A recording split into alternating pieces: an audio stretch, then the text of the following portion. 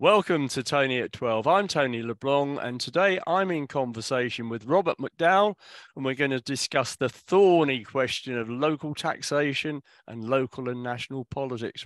Robert, good to see you.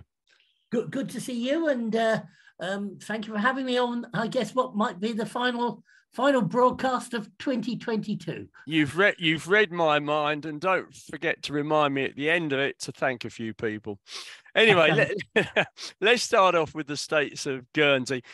Would it be fair to say, like every government virtually everywhere in the Western world, they've been too long living on tick, and like everything else, you know, the chickens are about to come home to roost? Well, the chickens are coming home to roost, but I don't know in what shape the chickens will be. I personally find their latest missive about GST almost a total abnegation of responsibility. I really do. Yeah. They remind me of the European Commission coming back and saying, you have to vote this way. Yes. Quite absurd. And if you don't vote this way, we'll keep coming back to you until you do. Precisely. If I look at it, two or three major observations. Firstly, they have made no attempt whatsoever to look at reduction of costs. At all. They've just rolled over. They've also shown that they're spineless in terms of their inability to stand up to the civil service. They should be running the civil service. The civil service shouldn't be running them. And then I have no faith whatsoever in their ability to implement GST, either in the time or in the way they propose. So, in a word, they run totally out of puff. Yeah. They look knackered, if I could put it to you like that. Well, I think that's an acceptable term in 2022 parlance. Let's have a look at GPEG, though, the Guernsey Policy and Economic Group, because they're an independent think tank. They've got some fairly well-known people on board. Yes. And according to them, because you very kindly forwarded the report, the Guernsey financial situation is probably showing a deficit of something in the order of 220 million a year, not the 85 million that they seem to be going on about the whole time. Well, you know, how can things be so different, Robert? I think there are sort of three issues here. One is they are looking at the financial situation of Guernsey in terms of its what they see as overall assets and liabilities, currently and going forward, and how they classify liabilities, and particularly the structural liability, differs from the way the states of Guernsey does it. In simple terms. So they come up with 220 million, which is a very, very substantial difference from the 80 to 100 million which the policy resources comes up with. And so they take a much more I'll call it technical and accounting standards approach than this current policy resources. But this is the point, Robert. Guernsey don't have an accounting policy as such, do they? They don't, and I have heard it said, and I would. It would be very interesting to see Mr. Hellier's response to this if he has the courtesy to respond. But there is a view that expounded by him that they really don't want to move to international accounting standards because it will make them too accountable. But having said that, it doesn't exactly make life easy in terms of borrowing money in the future, does it? Well, quite, because they have Mickey Mouse accounts. It's like going on a wild goose trail, trying to tie up the figures. You have to use triangulation, other methods to do that. So they in my view, they don't have any credibility when it comes to going out to the markets to borrow money in a serious way. And that is going to be a big problem in the future. And I think it should also count against their credit rating. Yeah. Do they have one? They do allegedly, because when they issued the 340 million bond back in 2014, 15, whenever, I think it was one notch down from the UK because from a credit perspective, I think the institutions look at Guernsey and Jersey as an appendage of the UK, in the sense that if there was a default, the UK would pick up, bail them out, but of course they would impose UK taxation regime on the islands. Yeah. So there is a bit of a concern there, to say the least. Right. GST, goods and services tax, is highly inflationary, isn't it? It's highly inflationary. It adds 5% in the year in which it comes in. And it doesn't, contrary to what Hellier says, it doesn't just immediately tail away. It has a ripple effect going on. So his comments on that are entirely fallacious. The other point is that it will create a bureaucracy in itself within the civil service to run and administer it. It needs substantial amounts of technology, and I have very little confidence in the ability of the civil service or the technology providers to deliver the technology in time for its implementation in 2025. So there are some big problems. I also dispute the fact it will cost £800,000 to implement. That is very, very fallacious. So they really got to come clean on the detail. And my view is they don't have the detail. Now, the thing is, Robert, that they've sort of offered carrots. They've said there'll be reductions in tax, coming down to a 15% ban for the first 30,000, increases in allowances to offset. So, that on that basis, you're going backwards. Yep. So at what point do you start generating enough money from GST to actually swing back into a plus situation? Well, that is difficult to compute, but it won't be immediate. Yeah. It will be 2, maybe 3 years down the line, according to the success and rapidity with which they're able to introduce it. And so they'll be stuck with this structural deficit, whether it's 100 million or 200 million, till towards the end of the decade, even with a fair wind behind.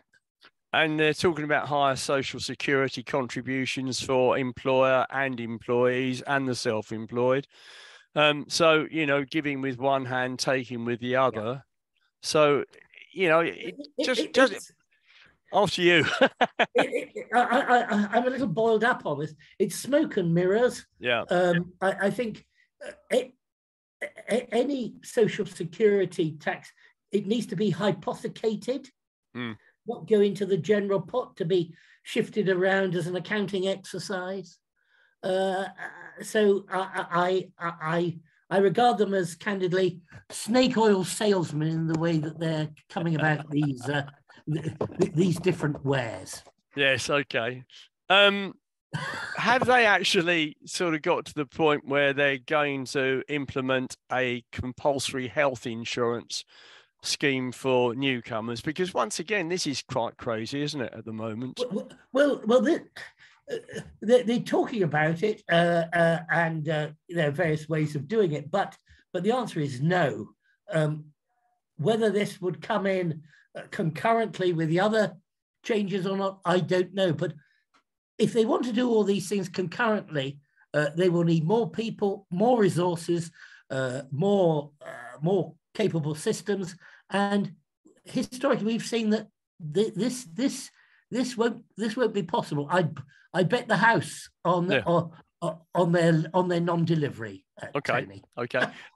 Interestingly, some of the politicians in Guernsey, like Gavin Saint-Pierre, Heidi Soulsby, all serious people that have held very high-ranking jobs within the government, sort of tending to take the view that they're not fully supportive of GST. So they're probably going to be a bit against it, the PNR, to get it through.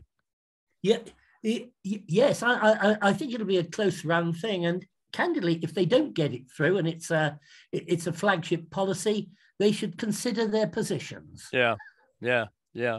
But nevertheless, if you're sort of working on a one-trick pony basis to cure the deficit, if they don't do it, what happens then? I think that there are two things. They've got to look at these alternative taxes, corporation tax, banded income tax. Dare I even mutter the word inheritance tax? Oh. No, not a word to be bandied around in polite society, but they have to look at other sources. And it may well be that they have to go out and really borrow in the short to medium term for revenue support, but which is something they've always been dead against. But I thought that when they got that first bond issued, they only got it issued because the Bank of England effectively said we will underwrite it. That's right. On instructions from the UK government. Yeah. So that wouldn't happen again, would it? I don't think it would. Or put it like this: the Bank of England will want a much more deep and searching approach to how Guernsey runs its finances. Now, any spotlight on Guernsey from the UK is not accepted very well. No. But there we are. So, I mean, you've touched on possible savings earlier. Yeah. Unfortunately, the over-bloated civil service looks as if it's going to be expanded even more with GST. Exactly. The delivery of health service that's not too efficient, is it? That isn't too efficient, and they have to take the view that either they can only deliver so much under the current cost base, or we'll see further expansion of that, which I suppose would be reflected in these higher health charges and social security. I mean, part of having to sort of swallow a bitter pill is basically having to give up certain privileges that we've all enjoyed. I mean, for example, they've been very generous with their funding of sports and culture and this sort of thing. Yeah. That would have to come to a grinding halt. Yes, exactly. I mean, these giving people entertainment and sport is a palliative, but those things can't last under a strict cost regime. Frankly, they have to be provided by either generous benefactors or by the people themselves at the end of the day. Simple as that. Yeah. I mean, do you think they could economically outsource some of the services to the private sector? Oh, they could, and in fact, they actually should. They need to sell off some of their services to the private sector, be that the ports, the dairy. Dare I even say the airline? Well, but Mrs. Thatcher did. Well, they have to sell some of the family silver. Because they don't have the skills, experience, or funding to maintain and improve them and make them competitive. Let's get on to Alderney now, and of course the runway continues to be headline news. Further delays, and currently the surcease motif has been raised for the next States of Guernsey meeting. Did I get the pronunciation reasonably? I call it Cersei, but yeah. Okay. Yeah. Well, how does that work as a blocking measure? Well, it basically tells them to go and look again at the propositions, reevaluate them, and come back in due course. all that does is is postpone decisions. This runway thing has been it was on the agenda even before I was on the States. It's one of these recurring things, and it's had many shapes, sizes, and permutations. And politicians need to. I was going to use a vulgarity, but they basically need to make a decision. Yeah. Whether it's good or bad is another matter, but we can't keep procrastinating. And I see the Cersei as really just a procrastination mechanism. Yeah, yeah. Because, I mean, the worrying thing is with the state of the Alderney runway, is government risking passenger lives? That is ultimately the issue. I do believe the States has insurance to cover that, but it's not. It's a bit after the event, isn't it?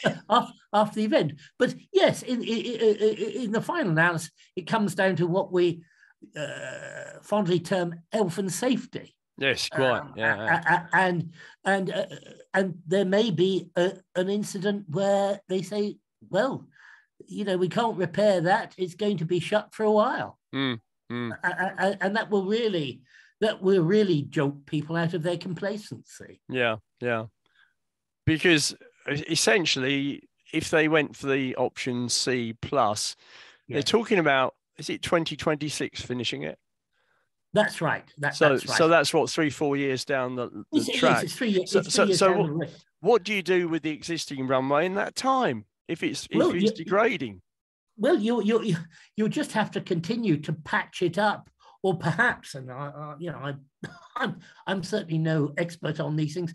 You give it a new superficial surface. Yeah, yeah. But all this is maintenance money, which could be much more profitably spent on totally redoing the runway sooner than later, frankly. Yes, yeah. Now, looking at the states of Alderney, continuing with this, bit worrying recently with the election. We've had a situation where no proper election process. 5 people have been elected, one by way of a by-election, but they've been walkovers, and we're 1 seat missing. Now, what do you reckon on that? Well, I think I've said it shows a mix of disinterest, resignation, cynicism. People just got fed up with politics, and to be fair, it's not just here, Tony. It's in a lot of other. Yeah, you see it in the UK. Other places. So there's a weirdness now. People have got better things to do with their life. The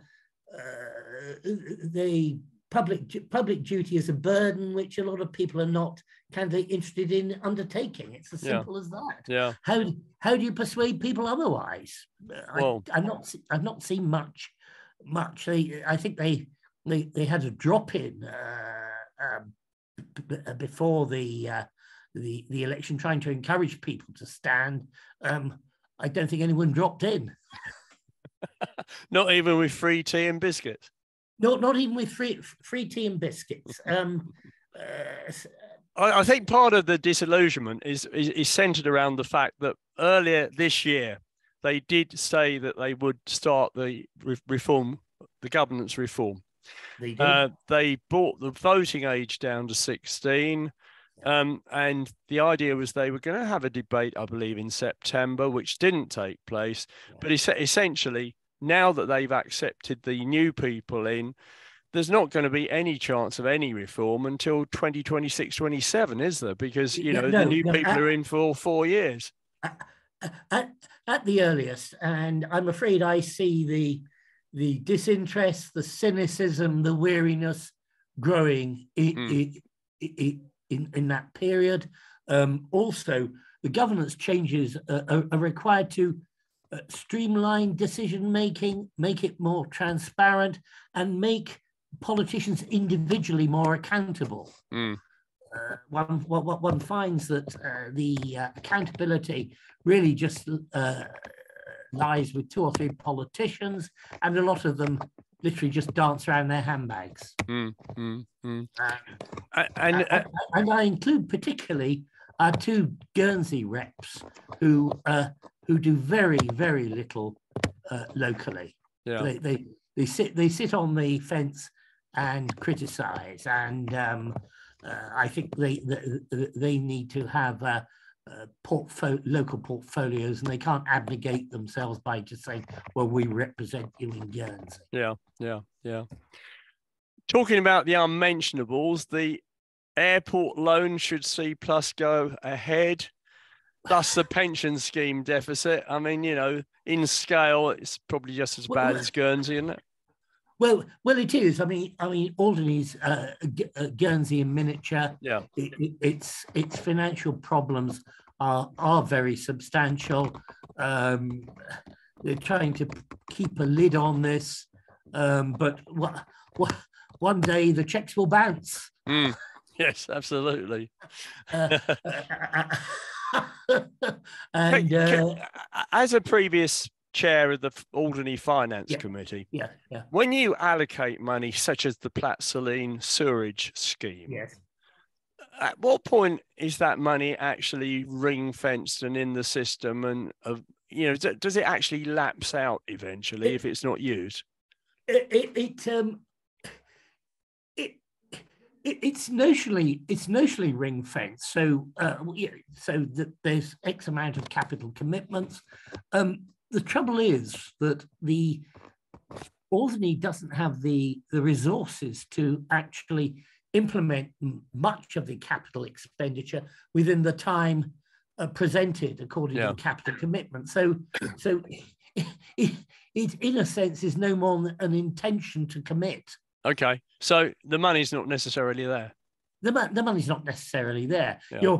You're hoping that in a year or two's time it will be there, whether that's through gaming receipts or other things. But it's just a notional commitment. Now, we couldn't resist putting a little piece in for Mr. Macpherson of Scotland, yes. Regarding the Supreme Court ruling which took place. How does this sort of skip the process? Because normally you reckon that something would go to the High Court, to the Court of Appeal, and then to the Supreme Court. Are there ways of leapfrogging this? Well, where you get matters of urgent public interest, and they have happened historically. I remember in the 1970s over strikes, for example, there was a leapfrog because it's in the public interest, and the public need legal certainty. Yeah. These things go straight to the Supreme Court. It's as simple as that. They've kicked it out, so it's up to Scotland to do what it thinks is necessary. And I understand that the next general election in Scotland, anyway, is allegedly to be a vote on independence. I think there are much bigger issues for Scotland than independence, not least of which is their even more catastrophic financial situation than England. Yeah, and of course the Barnett formula still applies, and that's what. Can you recall exactly how much they get compared with an English citizen? They get per head. Yeah, they get something like 2,200 compared with 1,400 for per head in England. So that's a huge amount. The difference. It's a huge amount. I mean, let's be candid. When Scotland joined in the Union, it did it because it was broke. Back in 76, and it's still broke. But it wasn't a partnership as such in the way that the Scottish nationalists are trying to argue, was it? No. It was basically wealthy and influential people in Edinburgh did the deal with the UK government at the time. Admittedly, it was a very different era. We didn't have the checks and balances and consultation, but Scotland was broke, and it was through its commercial and trade partnerships with England that it became a very influential force in the Industrial Revolution. Yeah, but I mean, they did have the privilege of appointing the monarch, didn't they? They did indeed. They did indeed. But that was through interbreeding. But so there we are. I hope Ali will have appreciated your thoughts, and I'll no doubt get a rude email into you, course, on that one. Yes, you might ask Mr. McPherson what his remedy or recipe is. Yeah. Okay, so let's come on to the final bit of the chat today, and that's this question of all of these strikes that are taking place leading up to Christmas. No one seems to realise that if you get a big wage increase, it affects inflation, and it affects inflation time and time again. So you've got this dreadful spiral. Yep. How do you get around that one? Well, you don't. You have to have harsh measures, and people will suffer. I don't see any alternative. I mean, in the end, a lot of people may just leave the UK to go to other more prosperous places, though I have difficulty in finding them at the moment. But there is, to quote a former leader, there is no alternative. There is going to be a fall in living standards. There is going to be suffering, and make it as short and as painless as possible. But giving in to all these wage increases is just going to spiral the problem. There is no sweet panacea or a way out of it, Tony. We're all going to take a bit of a hit, aren't we? We're all going to take a bit of a hit. Yeah. You know, we'll have to darn our socks or use them. What makes you think that I don't darn mine already? As we're coming up to the end of this chat, I must tell you, there's a lovely Thai restaurant in Guildford called the Runway, which we used to go to, and they had a downstairs section where you would go down and you'd have to take your shoes off, so thus exposing your socks. And we took this gentleman and his wife out one evening, and I pre-warned him. I said, you have to take your shoes off.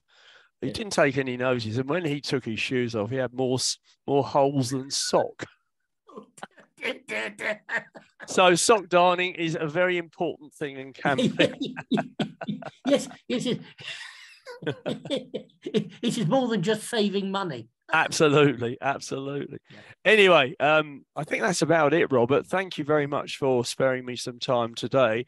And I've got to take this opportunity of saying to you, folks, this is the last show of this year. And I'd like to say a few thank yous to the people that helped put it together. And that's Mrs. O, Ilona, Robert, who's on with us at the moment, and Christine for all their help in 2022, and it is much appreciated. And just to wish you all a very happy Christmas, and we'll be back in the new year. So there we are. So I've said my little piece there, Robert. Well, many thanks, and I hope it's not a forlorn wish, but that 2023 is a more happy and prosperous year for people than 2022. I couldn't agree more. Thank you.